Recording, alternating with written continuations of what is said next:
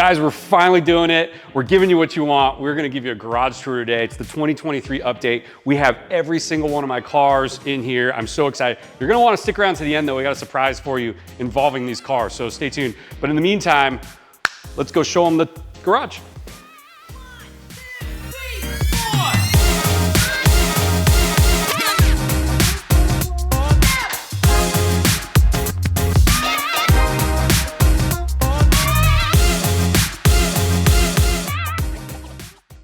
Okay, you sitting there right now, I was in your shoes one day. I was drowning in debt. I had no money, grew up poor. However, I have a great family and all our needs were met. It was amazing, loving mother and father. But here's the thing, as far as money was concerned, this is new territory for me. And I just want to encourage you that this is still possible. And it just takes a matter of finding something that you like to do, that you're really good at, and just becoming the best at it. And then just go all in. I mean, this is 20 years of blood, sweat, and tears. It's a lot of heartache. It's a lot of risk. It's a lot of falling on my face to end up at this point. So I just want to encourage you today that you can do this too, and it's coming for you if you play your cards right. And I hope that in watching this channel, you get inspired, and we're gonna start sharing more and more stuff like this with you and tell you kind of how to do that. I just wanted to preface that before we did this walk around. I'm really excited and humbled by this because this is all earned from the ground up. When you're drowning in debt and you're couch surfing and you don't know where your next meal's coming from, you never think in your life that this is where you would end up, right? So I just want to share that with you. So I think we should start on the tour now. Enough of me talking to you. Let's do it. All right, guys, so this barn cave, how this started was we bought all this acreage and I was working out of a garage with no air conditioning or heat in the dead winter. And I'm like, babe, I need to build an office, right? So this started off as an office build, and I had a lot of inspiration from some other builds I saw. I was doing like Pinterest and all that stuff. And I really liked the loft idea for the office and then the cars down here. And to me, that inspires me to go do more and more. When I'm sitting up there and looking at my achievements and my passion, which is cars, obviously, it makes me want to do more. So this garage is 36 feet deep and 60 feet long. If I did it again, I'd probably go maybe 40 feet because if you notice, the cars are actually kind of tight in here, and I think a little bit, like 4 more feet of breathing room would have been really cool. The ceiling here, the ceiling is 25 feet at the peak. This is an 812 pitch roof, and I don't know if you noticed, but there is this is Big Ass Fan Company. That's their name. That's a Big Ass Fan. It is spinning the wrong way. We're gonna get that fixed. We've a lot of you have noticed that, so we're gonna get that spinning the opposite direction soon. The original intent behind this garage was actually not to have lifts. I wanted an open floor plan where all the cars were sitting down. And the problem is I have a car addiction. So now I have 2 lifts and I actually really enjoy it. While we're over here real quick, I just wanna show you, these are actually hand-drawn of each of my cars. I love real art. I love people that have a lot more talent than me and displaying their work. So this is an artist on Instagram. He's realistic car drawings. These are all literally hand-drawn with markers and pencils. So they're unbelievable. I've got a couple more spaces, a couple more coming. So I just wanted to kind of share that with you. We're gonna go this way. These garage doors actually are custom built. These are 8 feet tall by 16 feet wide. They're fully insulated. On the outside, I didn't use wood. I actually used like a composite because that side of our property, the sun beats down on it a lot, and there's a lot of wind and rain and weather that hits those garage doors, and I didn't want to be refinishing my garage doors like every year. But they do look really cool. We'll take you outside.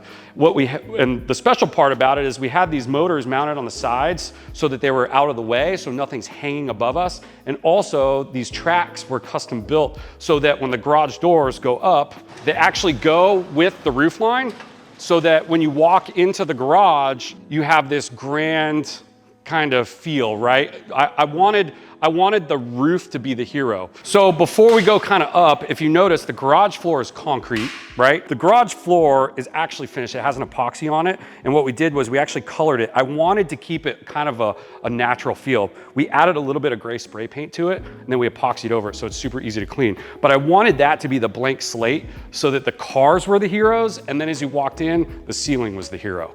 Now, the ceiling, all hand stained. When I had my painter come over, I go, what are you gonna do? You're gonna spray it? He's like, no, we're gonna do it by hand. So we actually brought lifts in here, and they had rags and cans, and they literally just hand stained it. And the funny part was when I brought the lift back to the place, it was covered in stain, and it was a whole, that's probably for another episode, but we ended up getting that taken care of. Comes with the territory, I guess. So there's a lot to this garage, even in this space, that maybe doesn't meet the eye. If you notice, there's got all this different type of lighting. We have some high def lighting at the top. All of it's individually controlled. The lights that are actually lower, all the bulbs in here are Lutron bulbs. And if you know anything about Lutron, basically all the tech is in the bulb itself. So there's a mastermind system, which we'll show you. It's in the utility closet. And you can, I think there's like 17 million different color combinations. So I could actually take my phone, put it over my shirt, and it will put that color in all the bulbs in here. And you can section it off. We have different sections for everything. So pretty neat technology. And you'll also notice that there are these giant black hanging things up there. Those are speakers. So this entire garage has surround sound. In this area, it's via those. And in that area, which we'll show you, there's other speakers and a surround sound system.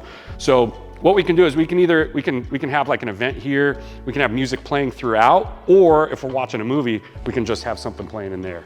Or if I'm just hanging out and I'm just relaxing, I can have something quietly playing. So pretty neat. Now, along the line of Lutron, before we get to this, these shades are also Lutron shades. So these shades are actually also controlled by the mainframe, and we'll show you that when we get over to our little wall iPad there. I'm gonna back up for a second. I'm gonna show you one car, I'm gonna tease it. This is my 1967 Camaro Pro Touring car. This we built from the ground up. It was about a 4-year project. And this was built because, as if you've been following the channel, we developed this big building. It was a catalyst project in downtown Mooresville called Mill 1. Well, this car I built as a tribute to kind of like this catalyst and rebirth of the downtown. Now, what's interesting about that, the original mill that we bought, we had all this wood left over. Now, all of this wood here, these beams, the beams on the walls, these are actually all out of the original mill.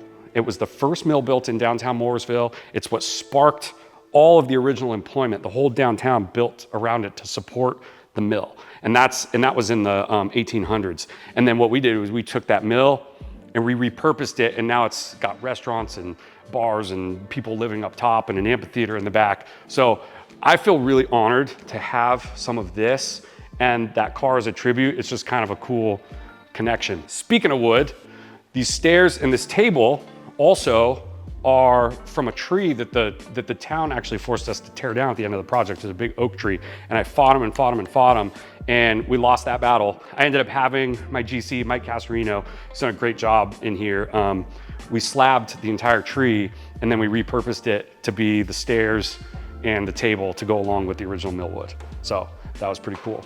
We'll come back around here for a second. This brick wall, since we've been talking about Mill 1, this is actually brick tile.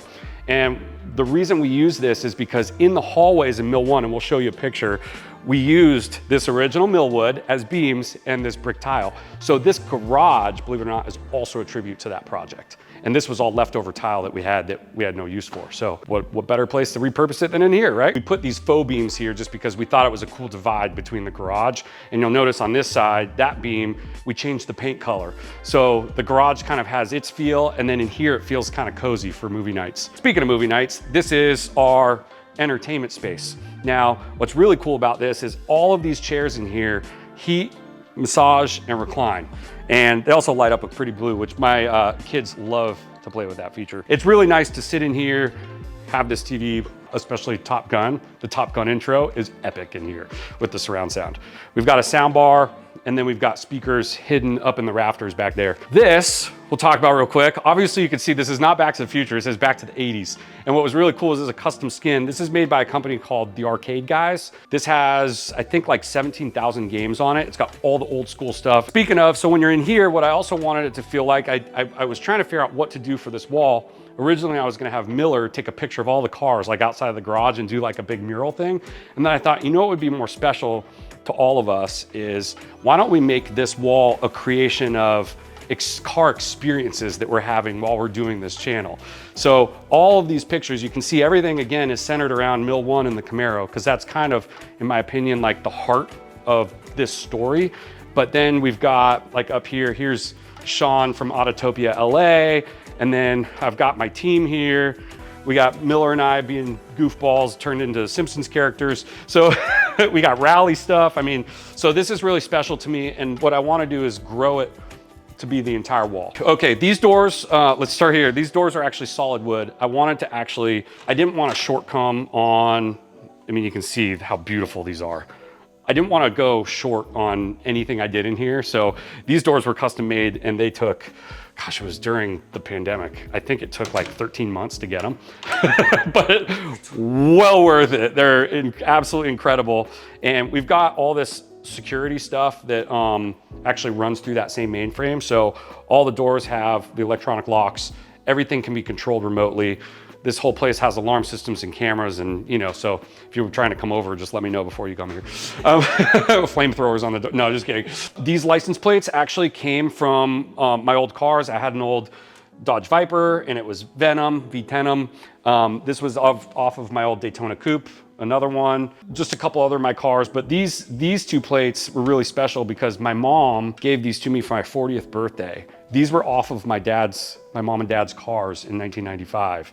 And it was my last name and 4 of us, and then 4U VIN. My dad passed away a few years ago, and that was before my 40th birthday. So this was a real heart-wrenching moment for me to receive these, especially with how cars have become such a big part of my life. And I wish he was here to see all this because he would have been probably standing right here next to me doing this. That's a real cool tribute that I get to see every time I walk in and out of my garage. This is actually a brand new fridge. It just looks retro, super cool. I found it online. I don't even remember where I found it. All right. Everybody freaks out about the wall. We're coming into the bathroom together. Nothing weird, I promise. This is the bathroom, right? It was funny because my wife was like, why don't you put a shower? So I'm like, nah, let's keep it man cave-ish, right? I did this little tile feature. I thought it was a cool way to just break up the room, but this is what everybody loves. And believe it or not, I found this in an Instagram ad before I built the garage, and I had ordered it, and I'm like, I'm gonna do this somewhere. This is gonna be like motivation for the rest of the build. And it's not like real, obviously. I mean, these are all really famous old race cars, and whoever did this is genius. I love it. And my kids always come in here. They love to find the little mouse who's sitting on top of one of them. But just the attention to detail here, killer. And then what we did was I picked color out of the Viper, since I used to have a Dodge Viper, and I pulled it throughout the room that, if you notice, comes over to my Viper. Everything in this garage, I know it's like some simple stuff, but everything's really intentional. And that's what I love about it. We have a utility closet. It's an absolute disaster and a mess. This is the mainframe computer. So what we'll do is we'll just go like this. So we keep a lot of tools and stuff in there. So those of you saying, where are your tools in your garage? This is the display area. This is where a lot of the tools are. You're like, where's all the electrical run, right? It's kind of hidden. If you notice, and I used a company called Lake Norman Electric, and one of their guys, Devin, he's got a background in commercial electrical work. That's really what he does. So he, by hand, actually bent all of this and hid it and tucked it away.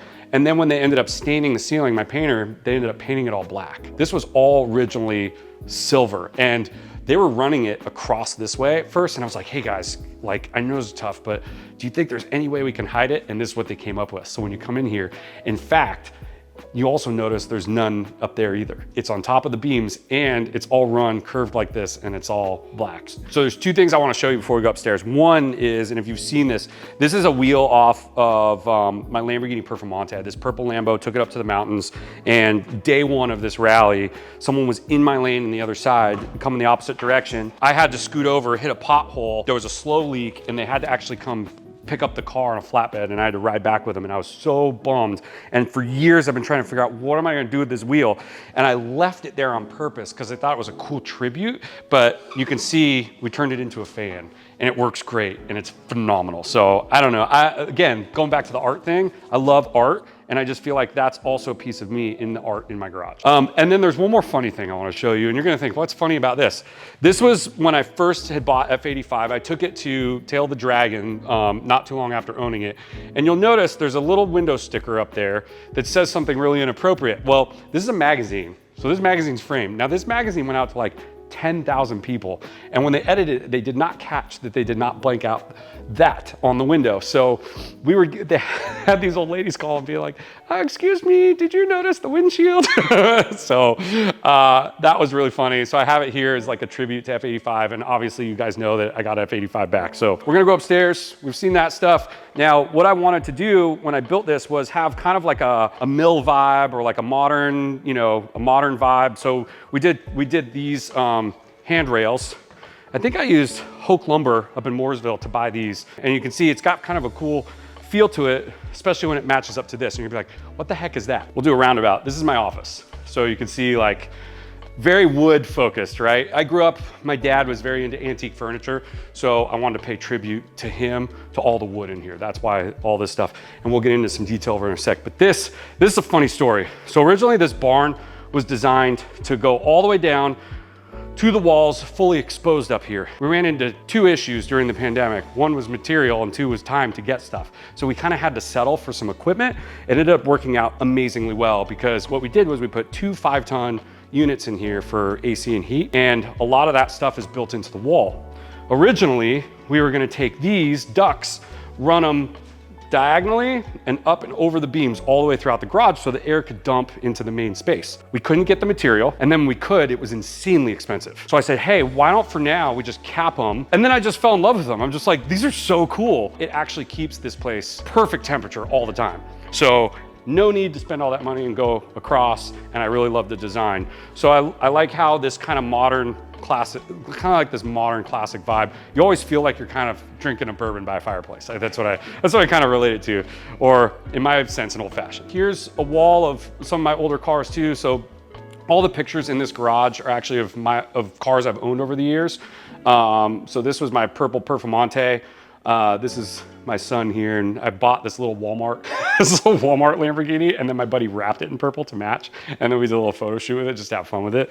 Especially since I told you earlier, not coming from anything financially, a Lamborghini was always a goal, and obviously you don't see one today because it's not really my vibe, but you know, I'm into the American muscle stuff, but that was a cool moment in time for me. And the fact I got to share it with my son was really neat. Here we've got these bookcases. I really love how this turned out. I'm not gonna get into detail, other than every car that I own, I also like to have a model version of. So like 993, I've had the Grand Sport, Corvette Grand Sport, my R8, my Porsche, my Daytona Coupe back there, and I tried to get all the same colors as cars I've owned. I did have a blue GT40, I did have a blue R8.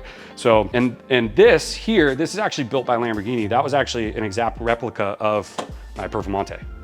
They do that for owners when they buy them brand new. R8, Audi R8 is one of my favorite cars ever. It's the gentleman's supercar. I owned them for 8 years combined. I've had 3 of them. And I found this motor. This is an actual R8 motor.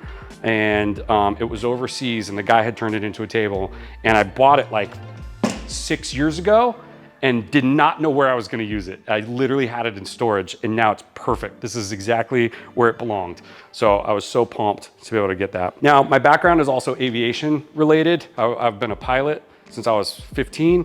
So my wife bought me this one year for me, and it just has a really cool aircraft vibe. I actually really wanted to. I loved the old restoration hardware.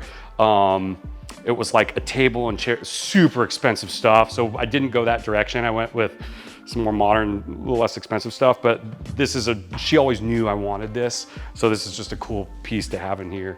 It kind of ties in everything else. There was that light fixture, the other light fixture we were talking about that I think is pretty neat. Thanks, Amy. This side pays more homage to my family down below. These are my kids' old rain boots that they like never took off their feet. And so I had to have them here, right? Back to the Future, really like touching time in my life watching those movies. So that's kind of my childhood represented. This stuff here, and the reason I'm kind of bringing you over is because this stuff is for our developments up in Mooresville. This is an original brick from the original mill before it was Mill 1. And this is a brick that we used for Mill 1 for the new build. It went through a lot of iterations over the years. That's what I'm trying to say, where it was different types of things that were built in there. And so I have some of that stuff. If you notice, this is Mooresville Monopoly. This is not regular Monopoly. So what Amy did was she actually on the board put our projects. It's like made cutouts. It's so cool. This here was a bottle from our first project in Mooresville that we found in the woods on the 7.5 acres. This was North Main Village. And so I just cleaned it up and kept it as an artifact.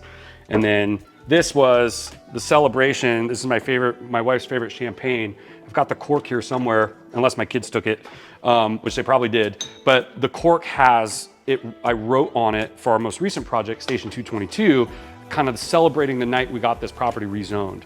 And now this project is going to change a lot of lives. We've employed hundreds of people through this, providing 82 homes and 6,000 feet of workspace for businesses. So really proud of that. So that's kind of what this shelf is all about. And I don't drink a lot of alcohol anymore, but I've had a lot left over. So I had an organizer come in and she just thought this would be a cool place for it. We have one computer here. We've got some storyboard stuff for some YouTube video ideas. And then I've got my work computer here. So if you notice, if you're in this area, you get this grand view of all the cars, which that's my inspiration, right? That's just what I love. Oh, you've stuck around this long and listened to me talk all this time and you're like, oh, get on with it. Come on, where's our surprise? Come on downstairs, we're gonna show you. All right, so what we're gonna do now is we're just gonna show you each car because a lot of people probably don't know about the collection, and we'll do a much bigger video on this later, but this is my 1965 Super Performance GT40. We're about to do a video next, so stay tuned, of my adventures in Crown Rally. I did 2,700 miles in this car in 7 days. We're gonna tell you all about it. This is F85. This is the one with the bad words on the windshield up there. I've got another video on this. Go give that a watch. This is my 2005 Ford GT. If you notice, I really like GT cars, built by Ford. This is my 1965 Super Performance Cobra Mark III R, and I show it every time because this is super special. 5.2 Coyote Illuminator out of the new GT350R Mustang. So it revs to about 8,000 RPMs. This thing hauls. 1971 Camaro Pro Touring. We just got the new wheels in for this. We're gonna go on Friday and have those put on the car, so stay tuned for that. This is my wife's replica. It's a Beck Speedster. It's not a Porsche Speedster. It's a 1957 Beck 356 Speedster. We talked about this in the beginning of the video, 67 Camaro. This I can't talk about much yet. That's a 67 Shelby GT500. Ignore the wheels and the stance. This is not built out yet, but this is a roller body 1964 Super Performance Daytona Coupe. Now, real quick special about this car. Back in the 1960s, Carroll Shelby and Peter Brock actually was the one responsible for the design of this car. There were 6 of them originally. And back in the 90s or early 2000s, I forget exactly what date, but it was 1998. He approached the manufacturer, High Tech, and ended up partnering up with Super Performance. Peter Brock got to redesign his original car. So these are actually built as continuation. These are actually licensed and registered as 64 Shelby Daytona Coupes. This, again, had Carroll Shelby and Peter Brock's touches. That's it, that's all I got. Thank you for sticking around, I really appreciate it. Go watch this video when it comes out next. We put up videos every Tuesday and Friday at 6 p.m. Eastern, and thank you for sticking around. I think wait for the 2024 update. We'll see what's changed. But anyway, thanks again for coming. Talk to you later. Hey guys, I need your help. Actually, this is a call to action. I need your help really badly, and we missed part of the video, and there's a reason behind this. This blue tape represents our 100,000 YouTube button that we don't have yet, and I need your help to get there. So I appreciate your support. I love that you guys are coming along for this journey. I'm so happy to have you here. If you'll notice, these are thumbnails of some of the videos we've done. If you haven't watched those, go give them a shout, but I need your help. Help me out here. Let's go. 100,000, here we go. And this blue tape's gonna drive me crazy till I get there. So anyway, that's it. See you soon.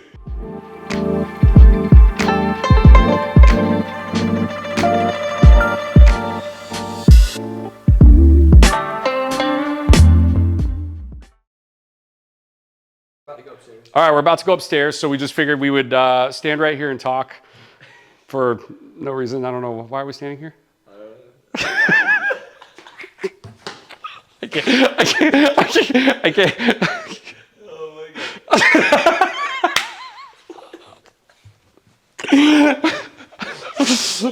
Oh my god.